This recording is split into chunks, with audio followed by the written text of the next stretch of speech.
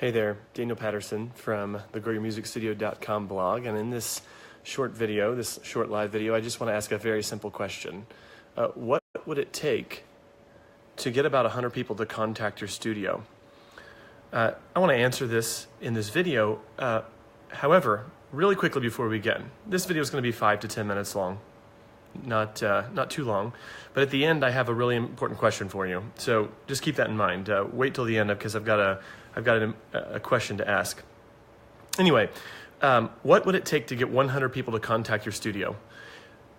Brief anecdote here. I'm getting towards the end of the year. I'm thinking about the results that I've gotten in my studio for this year.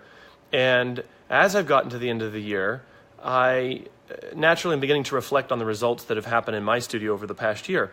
And something I've noticed is over the past 18 months, I've gotten about 275 people to contact my studio, okay?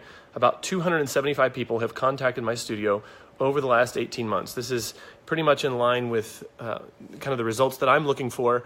If I were a larger studio, I might want more. If I was a smaller studio, I might want less than that. But that's about what I've gotten. Why? So here's the question. Why would you want to have 100 people contact you? Can you imagine what you would do? Can you imagine what you would have to do to get 100 people to contact you?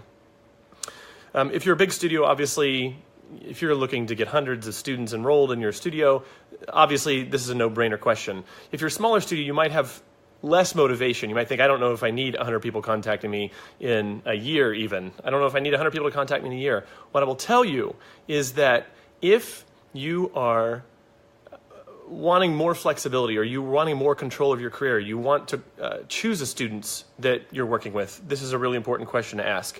So let me just break this down.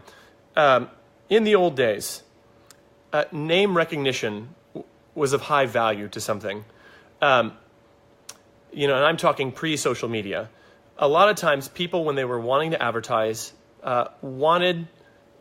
had this idea that they wanted to get their brand out there, that they wanted to have people know, oh, I'm the teacher around here.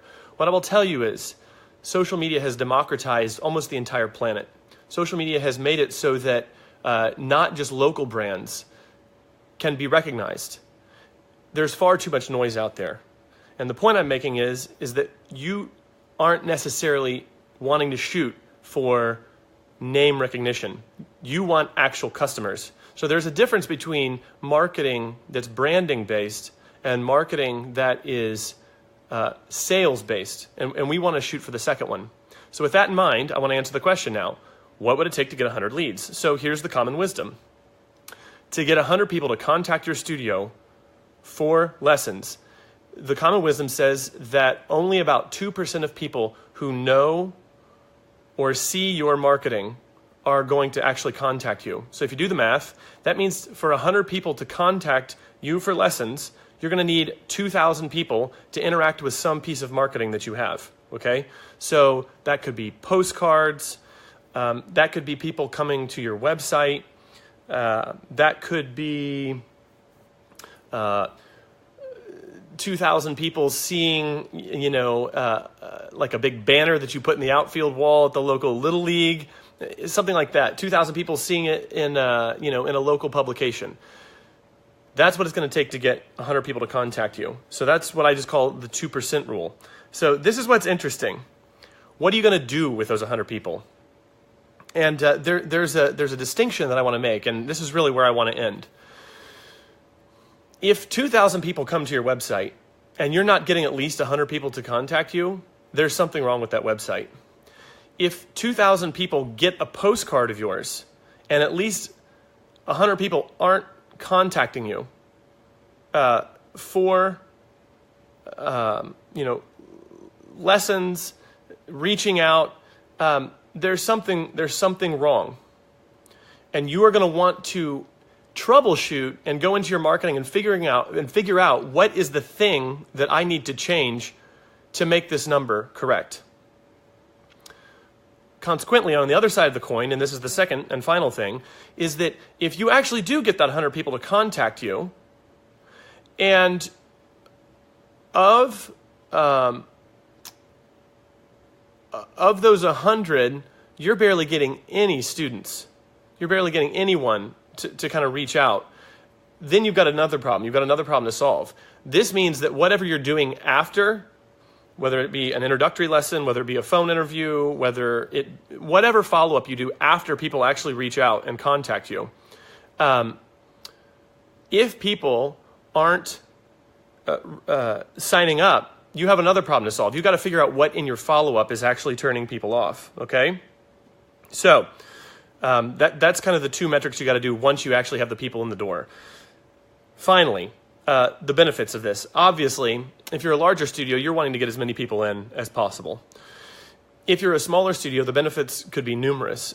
You can be choosy. You can get control of your schedule. You can raise rates if you want to. You can leverage all that interest. If you only have 30 spots to fill and you have 100 people contacting you, and you're converting most of those people into actual students, the benefit is obvious. You could raise rates. You could push people into programs. You can offer varying levels of service inside your studio and charge higher rates for like a premium program and then have more of a casual program and give people the option of what they want to do. There's just so much flexibility you gain. All right, final thing, and this is the question I'm leading to. If you have a question about anything that I'm saying here in this video, leave a comment below. Underneath the video. Also, I am actually, throughout the month of December, going to be doing more live videos like this. And there's a ton of things that I have to talk about, but if you actually have a question about studio marketing, about student growth, about premium programs in a studio, about how to start a new program in your studio, any topic you can think of around the idea of studio growth, improving your studio, marketing in your studio, marketing outside your studio, marketing to current students, leave that as a comment below, and I will make a live video around that topic if that's something that I think would benefit the entire community here at Growing Music Studio. Last thing, if you like this video, share it in some of the teacher groups. There's a lot of teacher groups that people participate in, Piano Teacher Central, Art of Piano Pedagogy, Studio Challenge, different groups like that.